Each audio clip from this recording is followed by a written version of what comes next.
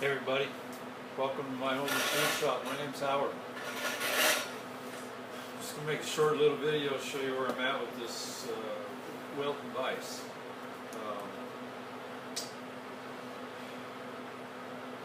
With a little bit further inspection, I did find some cracks.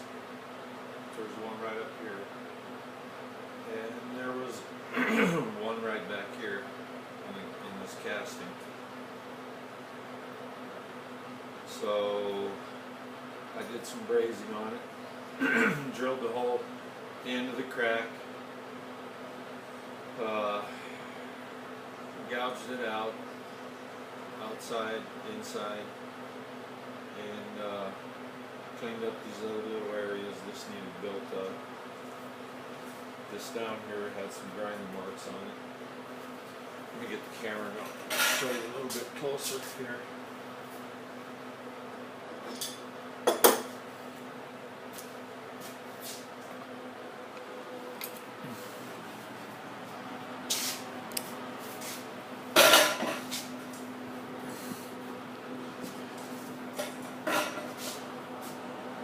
This spot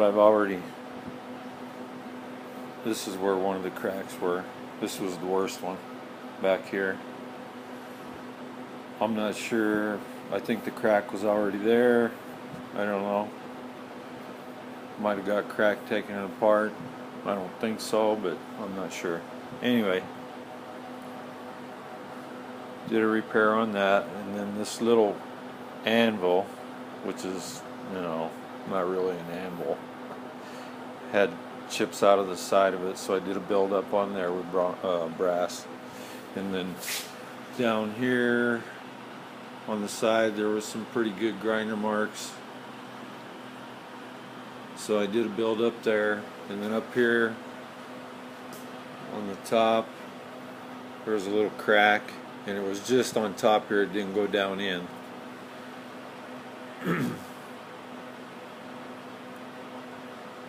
So I did have to heat it up and weld on it, but I did it the way you're supposed to when you do bronze or brazing on cast iron.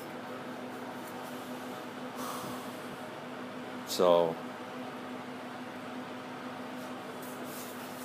I used a fire blanket, covered it up after I heated it up again, let it cool off real slow. So it should be okay. It's never going to get the use that it did before. I mean, I just don't do a lot of heavy work in this shop. So anyway, that's where it's at, and I'm just hand filing this brazing down. I don't think this needs any more grinder marks in it. It's got plenty, see? And all these other little perfections, I'm just going to JB weld and sand them down, and it should look real good. Anyway, just to let you guys know what's going on, and seeing as how my last video where I showed the ball turner, I didn't really get it in the picture, so let me see if I can show you again. This right here is going to be what holds your tool holder. This is where that little bearing's going to go. You can see that, right? Yeah.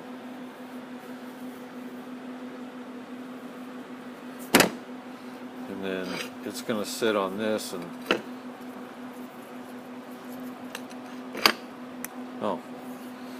here's the little screw that I made that I was talking about it, but I didn't even get it in the picture. Anyway, I got to put a slot in the top of this screw. Either that or some spanner holes for a spanner wrench. And that screw's going to end up right here, more or less. Okay. Nice slip fit on the shaft on the bearing. and this little retaining plate goes right here.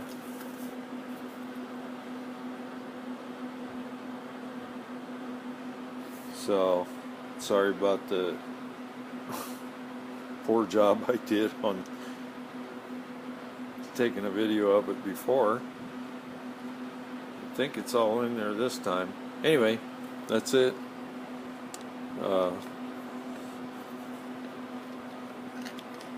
Everything was made pretty much out of stuff that was laying around my brother's shop, stuff that was metal that was laying around this shop. Bearings were donated by a good friend at work. It's all we got in it is labor so far. That screws in there like that. Probably overkilling this whole project, but this piece is going to sit on this piece. This piece is going to be mounted to this piece, and the whole thing is going to replace the compound and tool post on my lathe. So all this is going to come off. Just takes 4 nuts and the whole thing lifts off, and the other deal is going to bolt right there, and you should be able to use the degrees. I don't know for what purpose, but that's just the way I want to do it. Anyway, that's that for that.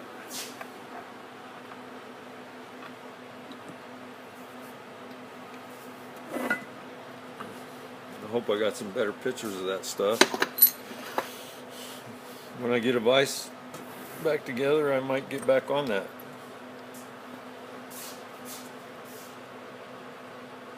Okay. Yeah, I cleaned my shop up a little bit. I had to. Just couldn't take it anymore. Had stuff laying all over. Kind of got sidetracked last night. I had to make bushings, so I put a wire wheel on this little Harbor Freight grinder. It's being replaced by the Dayton grinder. Anyway, that's going to be it for now, and